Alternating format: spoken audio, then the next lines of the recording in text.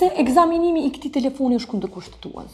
Është sepse paragrafi 3 i nenit 36 të Kushtetutës së Republikës së Kosovës e dallon vendimin e gjykatës për kontroll të shtëpisë dhe banesave me vendimin e gjykatës për ekzaminim të telefonit. Është kaq e thjeshtë.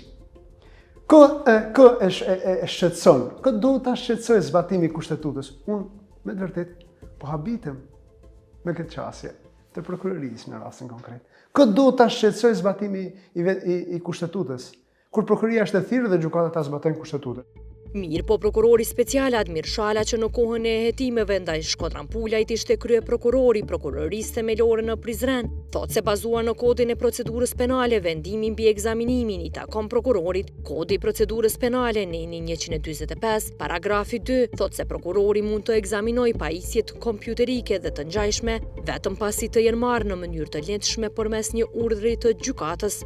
Në bazë të kodit të procedurës penale në fuqi, po dhe në bazë të kodit paraprak të procedurës penale, deri në kodin e mëparshëm të vitit 2003, kjo është kompetencë ekskluzive e prokurorit të shtetit.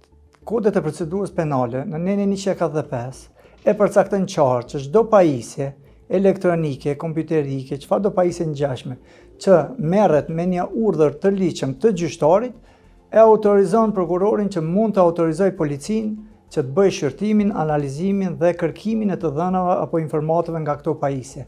Do thotë kjo është kompetencë ekskluzive e prokurorit të shtetit, sepse është çështje teknike e fazës së hetimit dhe kjo është kompetencë ekskluzive e prokurorisë në bazë të kodit të procedurës penale.